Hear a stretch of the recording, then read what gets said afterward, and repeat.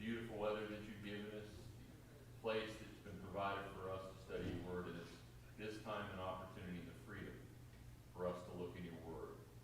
Help us to see more of who you are and what you bring to us and offer to us, and what we should duplicate in our lives, with the characters that we'll look at, and of your involvement in their lives as we look at these dreams and visions. We ask that you be with the many that we're mindful of on our hearts and minds that need you in some way, that are on that prayer list. We certainly think Christine specifically at this point, but there are so many, with so many needs. We certainly all wish that each and every one of them, pray that each one of them gets their full health back, but you know what's best, and we pray that you provide that to them. We ask you to be with your missionaries around the world, certainly the ones that we interact with, but all of them that are trying to increase your kingdom. We ask you to be with governments around the world, that they allow for that to happen and not hinder it. And we ask for you to be with your church, just everywhere that it will grow, and it will be a light shining to all those around. We pray that you be with us as we study tonight and as we go through the week. We pray this in your son's name. Amen. So, as a big surprise, third week, we're still, I gotta remember I'm going to do this, I don't have a hotel night today.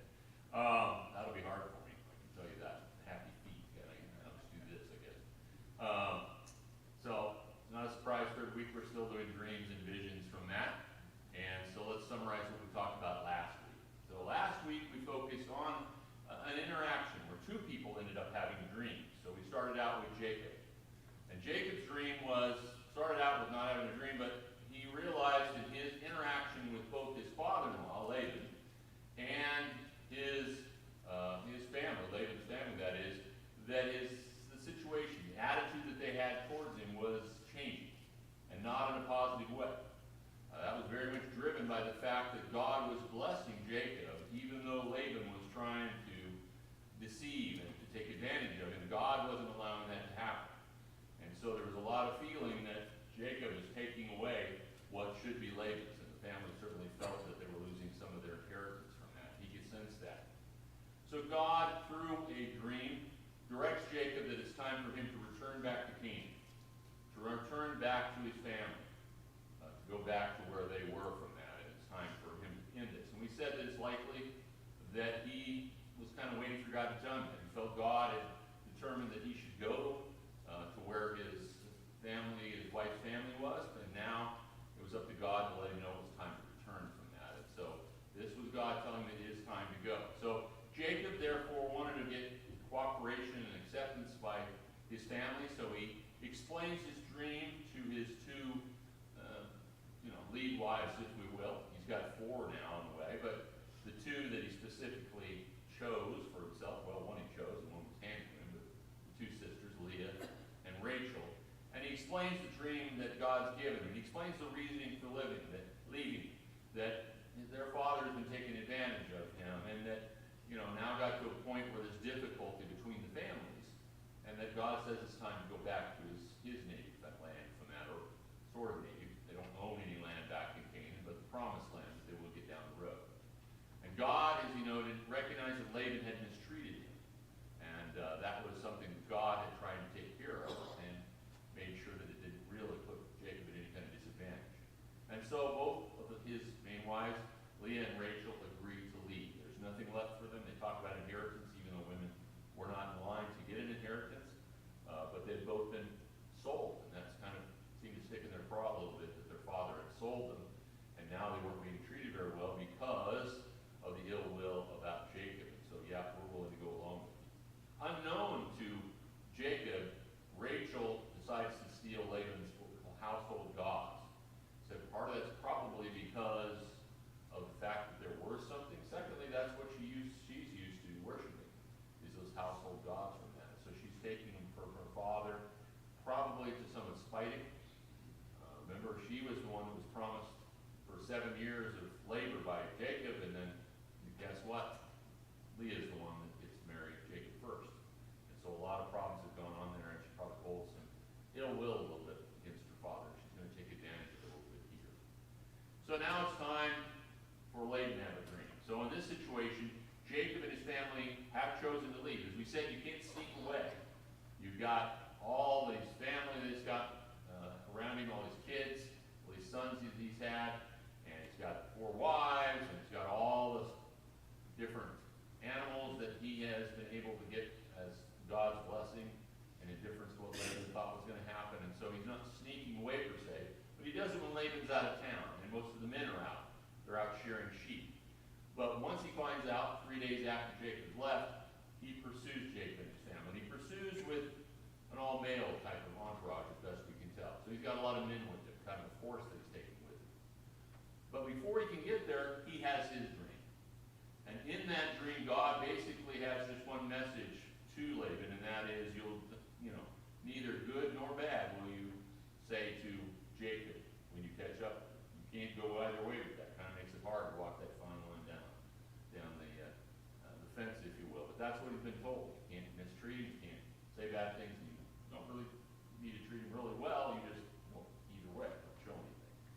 When he catches up with him, and that's after 7 days, and 10 days after Jacob had taken off, they catch up in the mountains. Laban asked Jacob why he snuck off. And he kind of gets through that one okay, partially because he knows God's not going to approve that one. God's kind of warning about that, so he doesn't really get too hard on Jacob. He says a little bit about how you sneak off with my family. But he focuses a little bit more on those household goods, that there's thievery going on there. Surely, even Jacob's God can't be in favor with that. So he's questioning about household gods. But when Jacob professes innocence, because he doesn't know that Rachel took them, and he challenges Laban to go ahead and search. You find him. If you find him, the person should be punished that you find having them.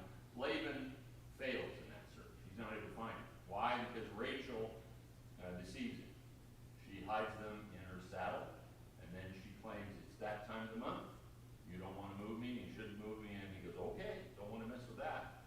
So he left it alone, and he never finds out about it. And Jacob, of course, still has any awareness of it. So he's very, very defensive about what his father-in-law was charging him with, and seeing it as false, just as he had done so much to take advantage along the way.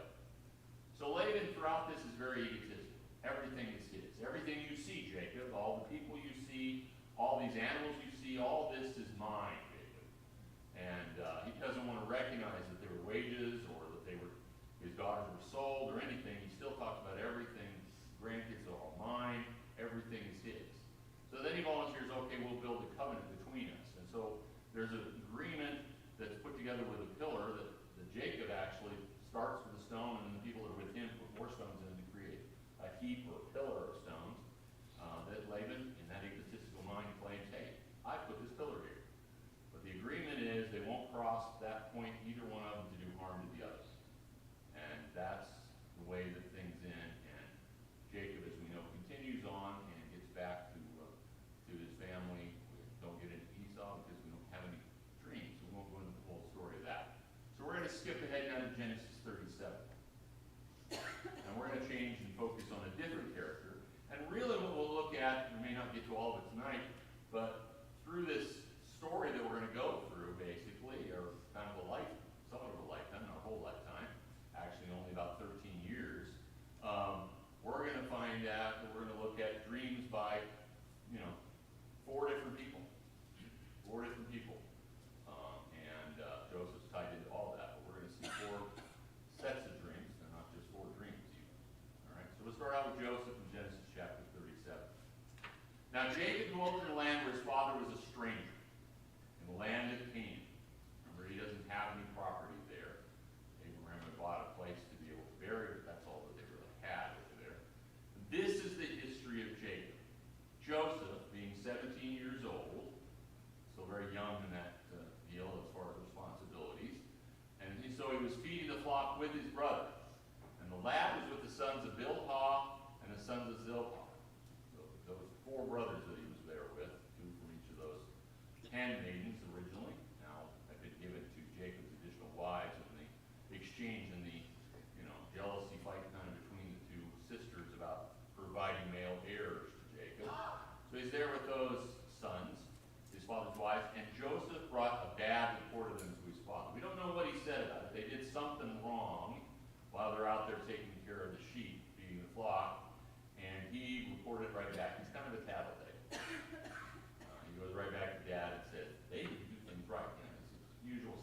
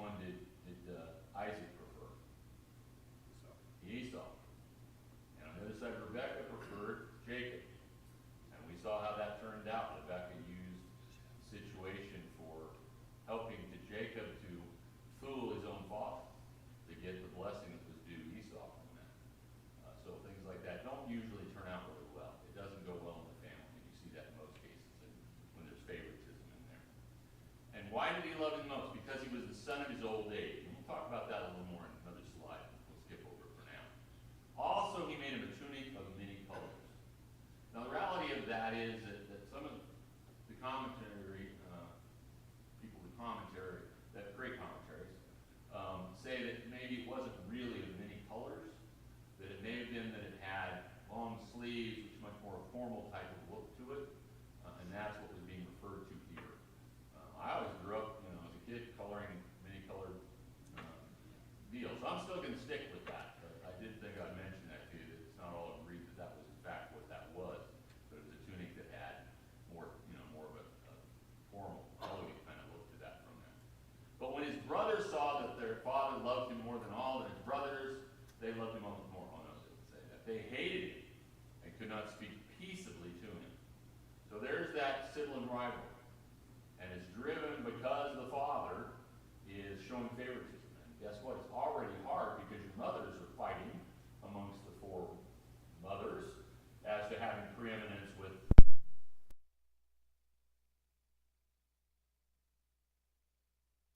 That's not going very well. And so it's like I say, a very toxic situation. And so I think primarily we're talking about 10 brothers, not all 11 other brothers. For one thing, we'll discuss, about Benjamin, but probably the other 10 brothers are the ones that we're talking about who could not speak peaceably to him. And of course, we all know where that leads to. So the real question is, why does it say that he was the son of his old age? We don't see that necessarily from how it's put in Scripture that Joseph was born a lot after the others necessarily. Yes, he was born later because Rachel was barren for a long time, and so that was a lot of frustration, but he wasn't the last even in that line from it. Joseph was not the youngest of his children. Joseph had one full brother, which was Benjamin, and so he wasn't the youngest one. He wasn't necessarily born in seemingly such an old age, because he got to be quite old before his father passed away even. But that's what it refers to. So why did it say it was that old age then? So some people say, well, the reason is Benjamin was born after Joseph was sold into slavery. And they may read that into various things that he didn't know about. He didn't know that he had a brother until the other brothers came to Egypt. And then when he asked about things, that they did explain that they had another brother, and by the way that they presented it, we'll look at the verse in a little bit, they made it pretty clear that he was the same mother. Things are not necessarily in chronological order in Genesis all the time. We've got beginning and creation where you get, high-level view of it, and the next chapter you look at the details of it, so those aren't chronological things. It goes back and revisit. So we don't know this all, but it doesn't seem like that's the case. It seems to be more that he was born before Joseph was sold off. But in that case, if that's true, then what does it necessarily mean? Well, several of the most ancient translations, Chaldean, Persian, Arabic, and Samaritan, instead of calling it son of his old age, render the words in their translations to say it was a wise or prudent son. And therefore, it's kind of an old age emblem of that. He was born older than he seemed from that. He's kind of wise and had a more worldly view of things than a normal kid. You've got some of those ones that are, wise beyond their years, or, old spirit in a young body, or something along those lines. Some people think that's what Scripture is saying. I tend to believe that, it says that, or it just talks about the fact that he waited a while, he was older before Joseph was born. But you can have whatever, it's not important in Scripture, but just knowing that's kind of the situation around it. It can either be that second one, or again, it can be the fact that he was born, and because we all know Jacob's favorite wife, without regard to doubt, is Rachel.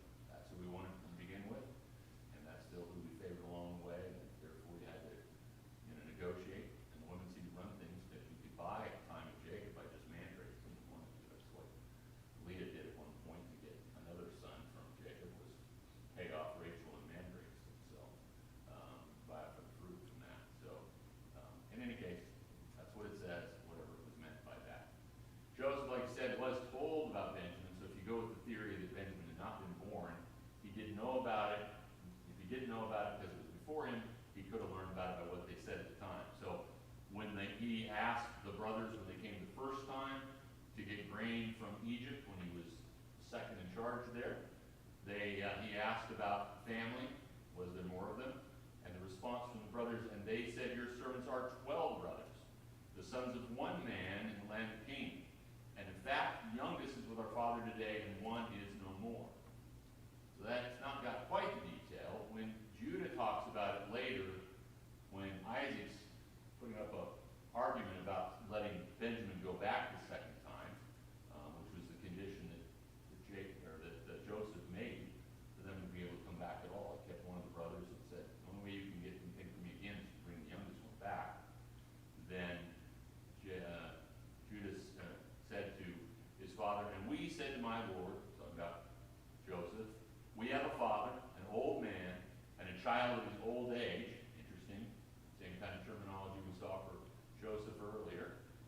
young. His brother is dead, and he alone is left with his mother's children, and his father dwells in it. That also leaves it somewhat, that he could be that case if we, again, we'll see in a little while, hopefully, the age that Jacob was, or Joseph was at the time of this discussion. The scripture does tell us how old he was when the brothers were there, so we'll look at that. Anyway, whatever out of that, we'll go on with our deal. And what we're here about is a dream. So starting in verse 5 of Genesis 37. Now Joseph had a dream, and he told it to his brothers, and they hated him even more. Great situation from that. You tell them something.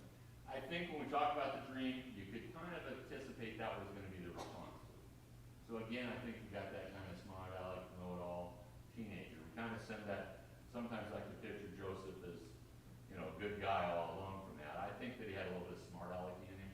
It could be he did do it innocently. I don't know that, right? That's Bob's opinion of those things. But I think that most of us would kind of anticipate. The brothers obviously don't care for him. They won't deal with it peaceably.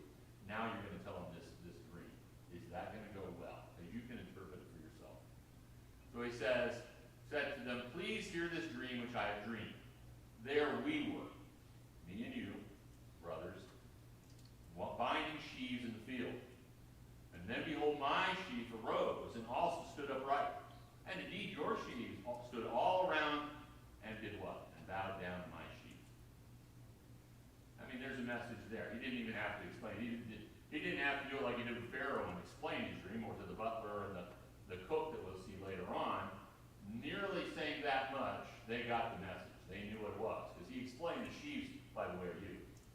I don't know that they didn't have their name. I don't know if the sheaves looked like some of his brothers. He could identify them, but he had already interpreted the dream. And he was more than happy to let them know what it said. That it has stuff with regards to him. And his brothers said to him, shall you indeed reign over us? You really think that's going to happen? You're the least, or next to least of all of us. And your dad loves us real well, but you're not going to rule over us. Why would that happen? Or shall you indeed have dominion over us? So they hated him even more for his dreams and for his words. So, I think, like I said, Joseph's wise enough to know nothing good's going to come from telling him about it. But he feels the need to share it with him. And of course, we know that later down the road, it will come true, even if he doesn't seem like it's going to for him for quite a while. So he's not done dreaming. All right, Joseph's going to have two dreams. We have a lot of dreams in this sets of verses going down 2 chapters. Starting in verse 9, and then he dreamed still another dream. And they didn't do well enough. He wanted to make sure, what did he do with this one? I'm not, they didn't take it well last time. I'll keep this one to myself. Oh, no. He wants to share. And he told it to his brothers and said, look, I've dreamed another dream. I'm surprised they stood around to hear it. But they did, apparently. And this time, the sun, the moon, and the 11 stars bowed down to me. Now, he didn't do any interpreting of this one. He didn't say, you are the 11 stars, but they could count each other. This is also a way to think that Benjamin is already alive, right? There wouldn't be 11 stars representing 11 brothers if it weren't for Benjamin already being born. So this is part of where I say, I think he was there at the time that he went in there. A young, but he was there.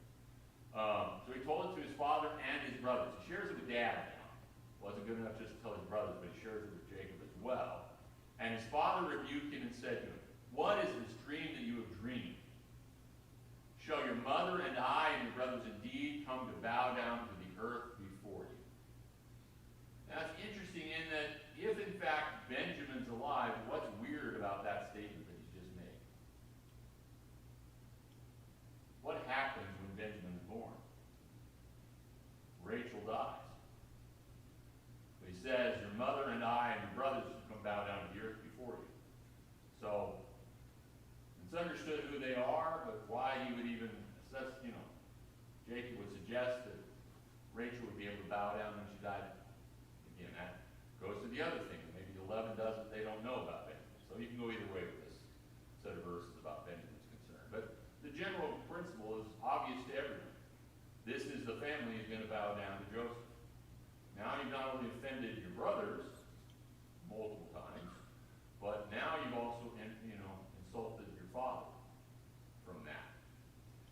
the outcome of this one? His brothers envied him, but his father kept the matter in mind.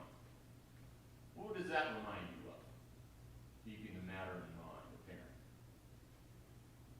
Who else kept matters in mind that you observed was a woman undetected? Mary, right? When things happen, like the changing the water to wine, and what happened with him in the temple when he was 12. These things she kept in her mind. And now we see the same thing with the father. He doesn't like what he's hearing because it's a very, presumptuous kind of thing to make. The second youngest son is saying this, and including you, that you're going to bow down to him. That doesn't go over necessarily well. But on the other hand, it's very clear, and you start to wonder, is God doing this? And that's, I think, part of what Jacob's thoughts are as this dream comes to deal is this is maybe not just the fancy daydream that some of us will have of grandiose. You dreamed of being president or, having some key role and, superseding a family or whatever. Jacob, when he starts to say this isn't just ramblings, maybe this is the real thing, and he takes the matter in mind and kind of stores it away to see what happens further down the road. Besides which, this is his favorite son. We've already heard that. So he's not all opposed to the concept that this is real from that. So Joseph has two different dreams. Both of them come leading to the same conclusion as to the fact that he'll have superiority to his family from that. So what kind of questions, again, what will the answer be to our questions we ask about the dreams and later on the visions we look at? First, who had the dream and vision? Well, it's two of them, and both of them were dreamt by Joseph in this case. What was the situation when it occurred? He's a young man. His brothers are jealous about him already because he is favored by his father. There's already jealousy there. But it's kind of the predecessor to what else is going to happen from that. That content of the dream and vision is really two different ways to display that he's going to get in a position of power, that they're going to have to bow down to him and recognize that power and succumb to that power to some extent. And the purpose of that dream and vision is to let them all have a vision of what's coming in the future, and yet again, God's with what's going to happen. That he's in control. He's letting it play out in a dream to begin with, and then you'll see it happen in real life, be fulfilled, and that God's got to be the one that's in charge of that. And his general plan then, it's key. He said, and through his prophets, what was going to happen to the Israelites. Were they going to sit in Canaan until the day it came to take it? No. They were going to go off to another country. For how long? 400 years. That had already been prophesied by that point. How is that going to happen? I mean, they're happy here in Canaan. Wonderful land that they're in. They're going along real well. How is that going to suddenly happen? Why are they going to leave? God had a plan about how that's going to happen. And it gives the first kind of preview, trailer, if we were in watching things about a movie, in the movie theater, it gives his first trailer for it saying, hey, Joseph, you're going to be in charge. Had to do with the family, didn't it? It had to do with family, famine ultimately, yes. That's right. But it's the first indication that he's going to get in that role, and the famine's going to be the reason that he does. Right? So there's going to be fulfillment, but it's the first indication, because he's not likely to get in that position where they are. They're not in charge. They're not ruling. There's not one single place they're ruling. They're nomads in that environment. So you kind of get that feeling he's going to go somewhere to get that kind of authority from that. Any other thoughts or input about Joseph's dream? I always think it's weird that Joseph is telling his father and brothers his dream, but Jacob doesn't, he never notices at the same time that he gave him some kind of explanation or talk, like God's also talked to me. I've had these dreams and these visions, and this is what it meant for me. Maybe pay attention or something. Like he's never even alluded to the fact that he's talking to God as well. Not that we know.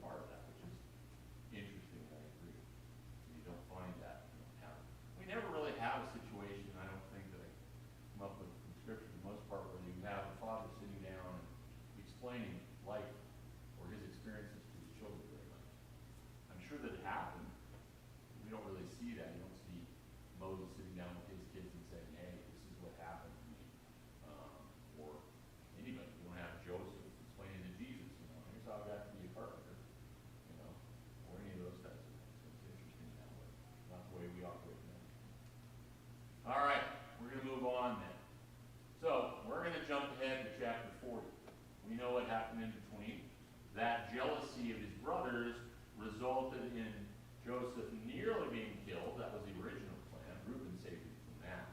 Convinced him that that would be a bad thing to have to do for their father. I don't know what they ended up doing being better for their father, but ultimately, they throw him down in a pit. Reuben goes off to do something else. The brothers say, hey, why don't we make some money? We're going to do anything with him. Let's make money from him. Hey, these traders come by. Let's trade with him off and let him go off with them and be in slavery. So he gets taken off into Egypt. Sold to Egypt. He's sold to Potiphar. Potiphar's a captain of the guard. And in his presence, God has blessed him. And so what happens to Potiphar's household? Well, everything goes really well. Anything he puts Joseph in charge of, goes great for him.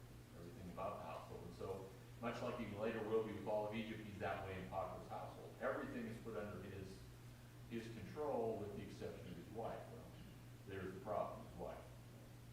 Joseph's apparently a very good-looking young lad, and we assume that it was sometime shortly after he was 17 that happened, from the way Scripture puts it. So he's fairly young when he gets put into that. She takes a liking to him. She wants to have relationships with him, and he spurns that. She finally gets to the point where she gets in the house, he runs off, she pulls the coat. She's irritated about it, so she's had enough with him. He's not going to be her boy toy, so she tells everybody that he tried to get her. So he's thrown into prison, as we'll note as we start out with this. We'll pick up with that part of it that's thrown in. We'll pick it up with part of it. So we start in verse 40. In chapter 40, verse 1 through 4. It came to pass after these things that the butler and the baker of the king of Egypt offended their lord. We don't know what they did. There's some speculation that maybe there was some kind of a coup, and maybe that there was something that happened where he got food poisoning and he thought they were trying to kill him, and he didn't know what to blame. Was it the food? Was it the drink? So he's mad at both of them. We don't have any idea what those two did to offend him. But as king of Egypt, he got angry. Was angry with his two officers, the chief butler and chief baker. Now to us, those don't seem like important positions. Those are servants. In Egyptian society, those were important positions. Those were officers. They only came from the priesthood for that role, to be in the presence. I mean, that's a pretty key thing. Later on in history, you've got the official food taster for the king, right? So they don't get poisoned. They taste the food first. Those kinds of things. These roles were a lot more. For the most part, the butler, we'll talk about later, did a lot of, taking the drink to the pharaoh. So he's sometimes called the cupbearer from that. And the baker was not just the baker, but he brought food that, was from that. He baked with the chef more from that. So they're doing important things that can really affect the pharaoh. So they're key offices from that, not just the higher hand, if you will. So he's angry with them, so what does he do? So he put them in custody in the house of the captain of the guard in the prison, the place where Joseph was confined. If we go back to Potiphar putting him in, it tells us there, as we'll see in another slide or so, that he put them in where the king, the Pharaoh, put his prisoners. That's where he was put in. Some like to speculate when they talk about Potiphar being the captain of the guard, that was what he was. He was the captain of the prison guard. But we'll see some of the scriptures here. This next verse, in fact, doesn't seem to indicate that, or you think they would call it out. It says, and the captain of the guard charged Joseph with them, and he served them, so they were in custody for a while. So when he went into prison, verse chapter 39, again, things go really well with Joseph when he's involved. And so the captain of the guard turns over a lot of responsibilities to Joseph to take care of people. And new people coming in, that becomes Joseph's thing to take care of. So they're put into his deal. So it's here when he's put in his favorite prison in the previous chapter, 39, verses 19 through 22, when Joseph's put in there. It says, so it was when his master heard the words, that is Potiphar, heard the words which his wife spake to him, saying, your servant did to me after this manner, who tried to, seduce me and take me, and I, had to jerk away from him and ended up with his cloak, that his anger was aroused, Potiphar's anger. Then Joseph's master, Potiphar, took him and put him into the prison, a place where the king's prisoners were confined. Do you think God had a plan? Clearly God had a plan. He could have put him in the pauper prison. There's no reason that he would end up where the king's prisoners were. He wasn't involved directly with Pharaoh, just with the captain of the guard, but somehow he ends up in that prison where he's going to touch base with these other officers, as we'll see, which will affect his future and the future of the Israelites and God's plan from that. And he was there in the prison, but the Lord was with Joseph and showed him mercy and gave him favor in the sight of the keeper of the prison. And the keeper of the prison committed to Joseph's hand all the prisoners who were in the prison. Whatever they did there, it was his doing. Again, God's providence, right? God took action in that so that Joseph had that interaction with the butler and the baker when they came in there. Both of them were put under his charge. That's the way all of the prisoners were. And therefore, he had a reason to interact with them and a reason to know what was happening in their lives as we move forward from that. Going back then to chapter 40, verses 5 through 8. Then the butler and the baker of the king of Egypt, who were confined in prison, had a dream. Now, that's funny we'd have a dream in this class, but it's what it did, so we'll talk about it, I guess. Both of them, each man's dream in one night, and each man's dream with its own interpretation. Each one differed, and were the same dream. And they just happened the same night. And Joseph came into them in the morning, because he was in charge of everybody, and he looked at them, and he saw that they were sad. That must not have been their normal countenance.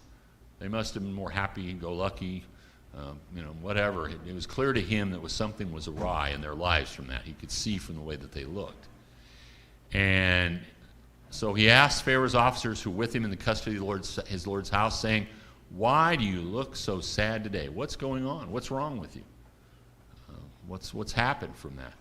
And they said to him, "We each have had a dream, and there is no interpreter of it." Now, most of the time when you get in interpreters, they just kind of gave interpretations that pleased the person that was on the other end of that, And later on, when we get to Daniel and dreams and king's dreams, the king was quite aware of that. If I tell you what the dream is, you're going to come up with some cutesy idea of what it means that I like. I'm going to trick you in that case and not tell you what the dream is. So they felt there wasn't any interpreter of it. There really wasn't interpreters unless God put them in charge anyway.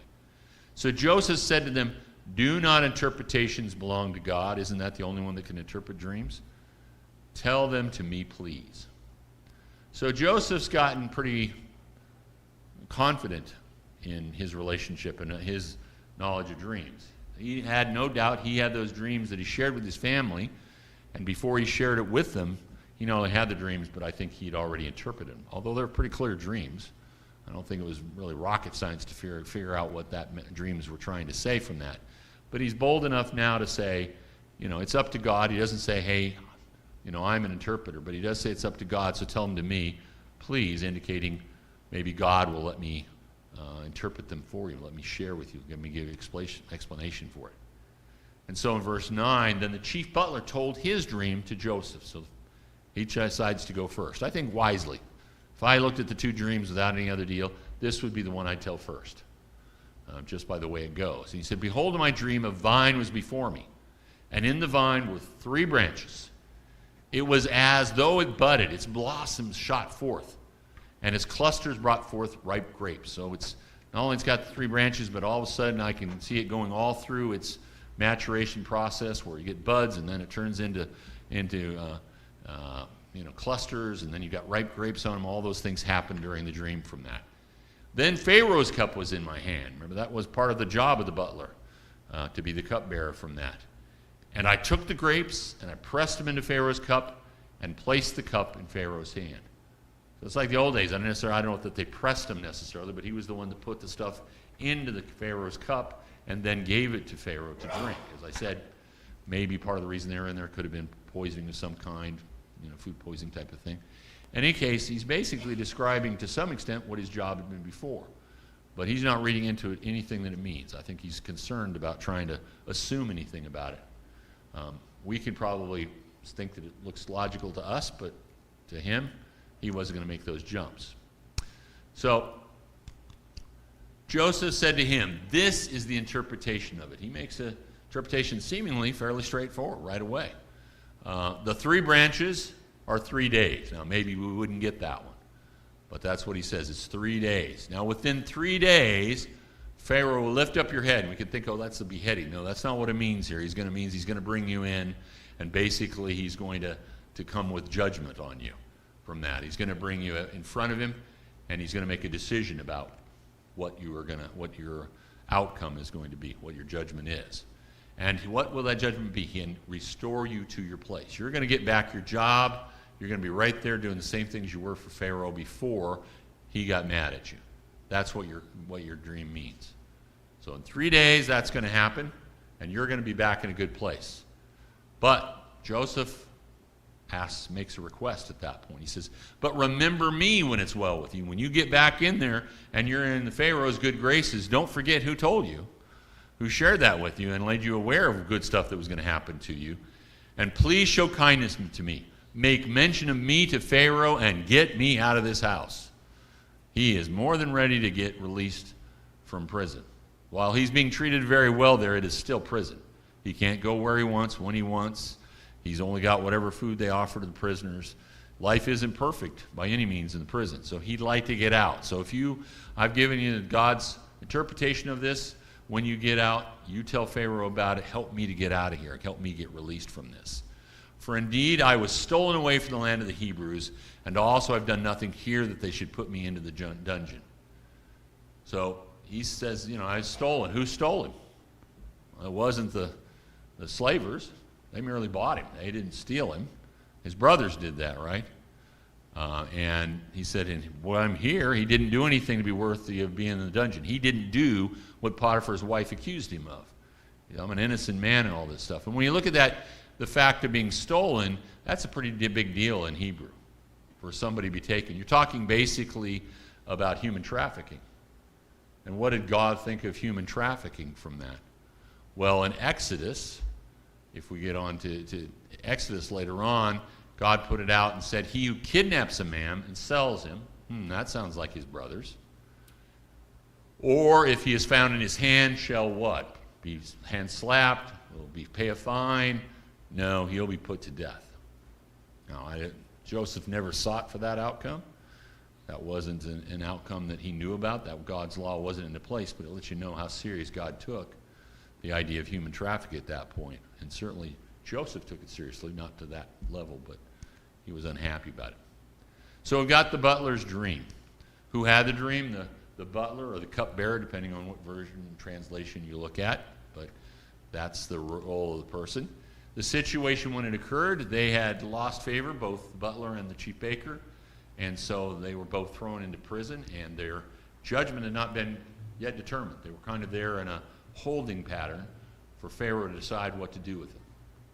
And so then the dream happens to the butler that gets explained, the cupbearer, and the content of that was a vine totally going through its maturation all the way to producing grapes and involving 3 different branches. And it was all an indication, of course. The purpose of that was to, number one, tell the cupbearer what was going to be his immediate judgment, what his immediate future was going to be. The underlying and the bigger God's plan was to start to line up things for Joseph to be released and for Joseph to get, for Pharaoh to be aware of his interpretation capabilities when it would come later and be able to fulfill the 2 dreams that Joseph had because of that. So it was important that he have this and that he share that with the cupbearer, which of course we know the cupbearer will not immediately tell Pharaoh. He will forget. I don't know how you forget something as big as that. I think he just doesn't want to take any chances and doesn't do anything for Joseph once he gets out. But in any case, that's where it goes. Any other comments about the butler cupbearer? All right, the second man was the baker. So pick it up in verse 16 and 17. When the chief baker thought the interpretation was good, he goes, well, that worked out really well. I guess now I'll share mine. I'm thinking still, once we read through this, you're going, you really thought this was going to turn out well as an interpretation? I'm not sure that you saw how that was going. So he says to Joseph, I also was in my dream, and there were 3 white baskets on my head. In the uppermost basket were all kinds of baked goods for Pharaoh, and the birds ate them out of the basket on my head. Now this was not uncommon, actually.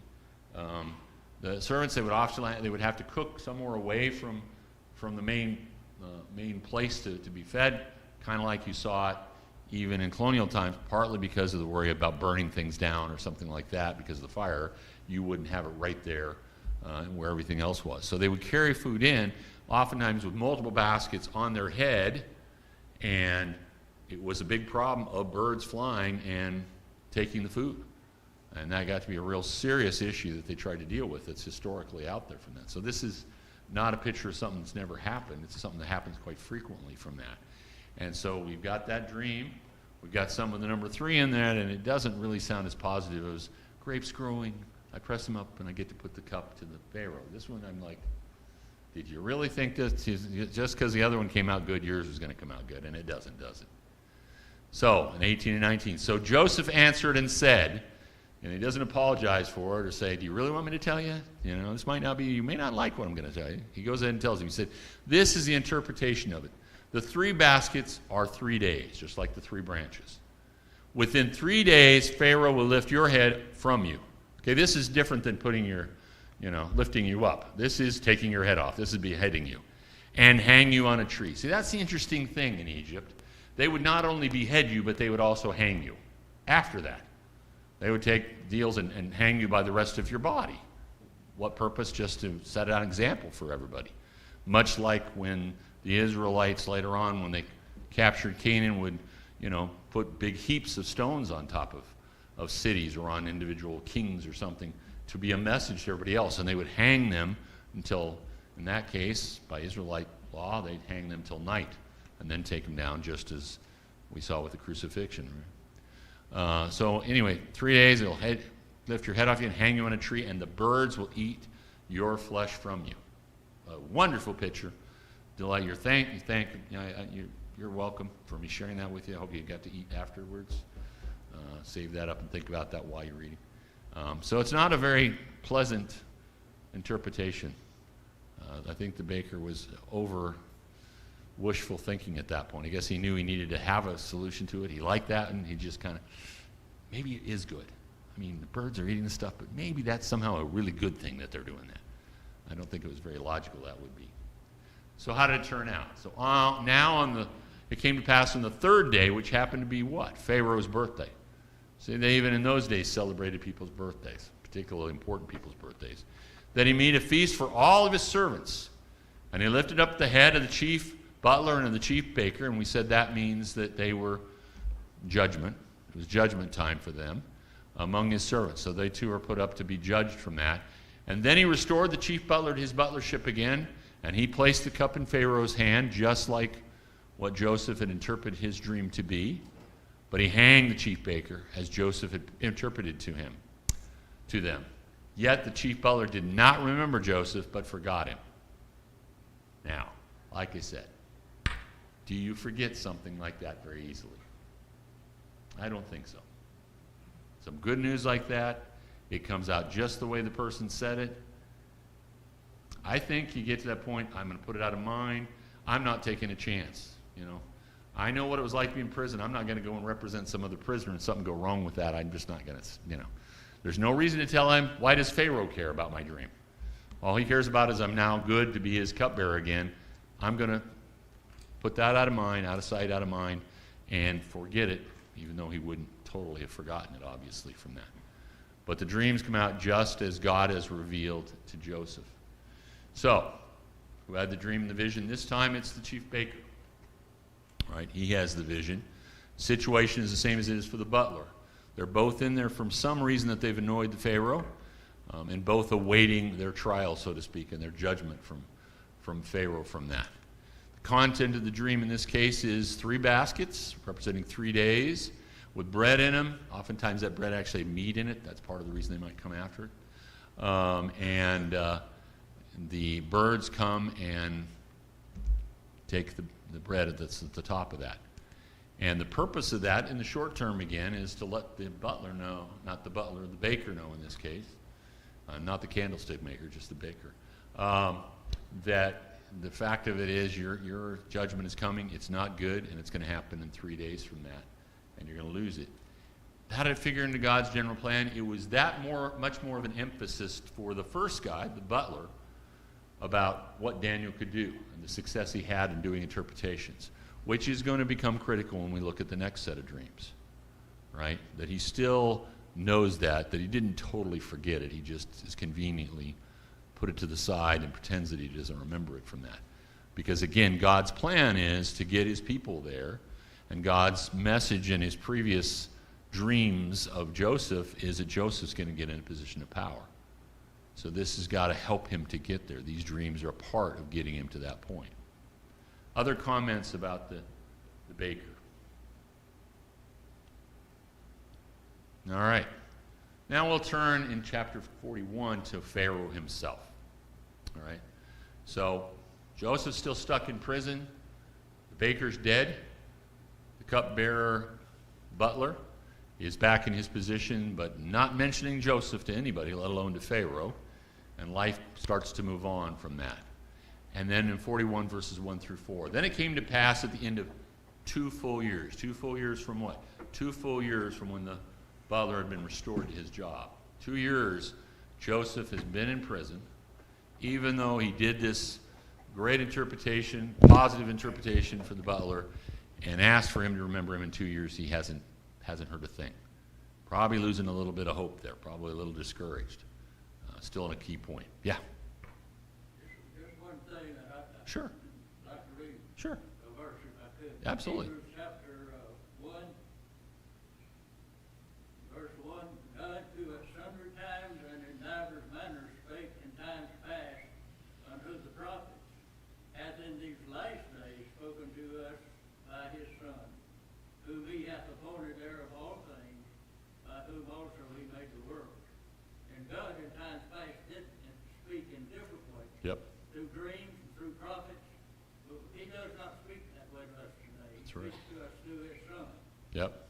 And as we've noticed here in the dreams, even in the past, he spoke not necessarily always through the prophet, but through the prophet's interpretation of somebody else's dreams, like we have the 2 we just looked at, and we'll see with Pharaoh that same way. So God's speaking to him that way. We sometimes get that picture of God speaking vocally, this is God, don't do that. And that's not what happened. But now he's got the word. Right? The Bible does say that these things that were written aforetime were written for our learning. That's right. But we live under a Different law. dispensation. Jesus shed his blood. It's called a will or a covenant. Yep. And it cannot be changed. As long as he lived, he could change it. Right. But it cannot be changed. Change anymore. That's absolutely right. And so nobody should, we don't even have miraculous powers to be prophets per se anymore. We don't need that because, again, we got the scripture from it. But notice that wasn't that really wasn't, there was interpretation of tongues, but there wasn't interpretation of dreams or any of that even in the early stages of the church. That's not how God worked anymore. It was in the older times, what we find in the Old Covenant is the only time he spoke through dreams for the most part. We see some, but we don't see interpreters as key people either. Good points. All right, 41, as we're going on from there. And Pharaoh had a dream. Wow, again, strange we'd studied that. And behold, he stood by the river. Now you can say the river. Does anybody not know what the river is in Egypt? It's a little thing, let's call it 4 letters, the Nile. It's a wide thing for the most part, depending on the time of year there. I've eaten kebabs on the Nile, so it's lots of fun that way. But that's the river. That's the lifeblood of Egypt. It very much depended, particularly in those days, it was an agricultural place. It depended on the flooding of the river for them to get crops and stuff like that for irrigation and that. So when you had droughts and those things, that's what happened. Why you had famines is there wasn't enough water in the Nile to flood and to take care of the crops and those kind of things. So when it talks about he stood by the river, Pharaoh knew what that was. Anybody that heard about the dream, they would know what that river was, that's the Nile. Suddenly there came up out of the river 7 cows, fine looking and fat. They fed in the meadow. Strange seeing cows come up out. I guess they've been drinking maybe, I don't know. Then behold, 7 other cows came up after them out of the river, ugly and gaunt, skinny, not much meat on those bones, and stood by the other cows on the bank of the river. They're all buddies now, same herd. And the ugly and gaunt cows ate up the 7 fine-looking and fat cows. Doesn't seem like, again, a great, pretty picture from it. I don't know how detailed the eating was, or whether they just swallowed them up. We don't know how that worked out. And so Pharaoh awoke. I think that would wake me up if I saw gaunt cows eating these fine cattle from that by the river Nile. That wouldn't be pleasant. So Pharaoh woke up when all that happened. That's his first dream. But he does find the ability, even though this is kind of a nightmare, he finds the ability to fall back asleep. So he slept and dreamed a second time, and suddenly 7 heads of grain came up on one stalk, plump and good. If you know a grain, like wheat or whatever, it grows a kind of stalk and has heads off of it that come off of it. That's what it's talking about. Those are the grain on a stalk. And then behold, 7 thin heads. Was there a question? Comment? 7 thin heads 7 thin heads blighted by the east wind sprang up after them. And the 7 thin heads devoured the 7 plump and full heads. That's even weirder looking. It's grain eating other grains, kind of a weird thought. Vegetarians would have a terrible time with that one, I think. So Pharaoh woke, and indeed it was a dream. Really? Did he think he'd wake up and he'd see grain right there in his room? I don't know. But yeah, it was a dream. You're right, Pharaoh. It was a dream. So he's had 2 dreams. Notice that when we go through the story, how many dreams did Joseph have? 2. How many dreams happened to people from Pharaoh's household in prison? 2. And now when Pharaoh dreams, we got 2. This is one time we'll find Joseph talking about why 2, but I think the reason for 2 is the same probably across all 3 of those different situations that we're going through here in this deal. Now, notice the use of the east wind. That came in, if we look back there, it says it was blighted, the 7 thin heads were blighted by the east wind. That's interesting, because in the Bible, in the Old Testament, the east wind is a fairly evil thing, for the most part. God uses the east wind. He doesn't very often use the west wind. In fact, I'll tell you when he does use the west wind, only once. So we know, for one thing, it gets mentioned in over in Exodus, in chapter 10, verse 13. So Moses stretched out his rod over the land of Egypt, and the Lord brought an east wind on the land all that day and all that night. For what purpose? Well, and when it was morning, the east wind brought the locusts. So one of the plagues was brought in by the east wind. Guess how they left? West wind. The only time God used the west wind that we have is to get rid of the locusts. Then if we go to Exodus chapter 14, verse 21, used in a good purpose at least, but still God's using it, then Moses stretched out his hand over the sea, the Red Sea, and the Lord caused the sea to go back. How did he make it go back? By a strong east wind. All that night it made the sea into dry land, and the waters were divided. You didn't have to use the west wind to put it back. You just stopped the east wind, and the waters went back together from that. But the east wind was used there.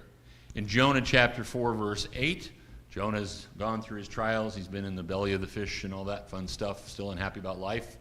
And when it happened, in chapter 4, verse 8, when it happened when the sun rose, that God prepared a vehement east wind, and the sun beat on Jonah's head so that he grew faint.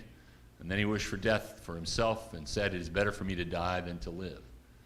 So, and then you'll see it. You can see it in Job. You can see it in most of the minor prophets and major prophets. The east wind will come up. It's almost always a negative type of thing about the east wind. And like I said, the west wind's only there once. Interesting aside. At least it was for me. So I wanted to see how the east wind worked out, and that's how it was used from that. So we've got the 2 dreams of Pharaoh. So next week we will pick up at that point with what happens with that, what the interpretations are, and how that impacts God's plan, and Joseph in particular. And then we'll move on from that on to the Midianites and on to Solomon and so on and so forth. So you'll get to hear me again in a week. I'll also give you a warning. You'll hear me Sunday morning. So I'm warning you that already. So you can make other plans. All right. No other comments. Appreciate y'all. Have a great week.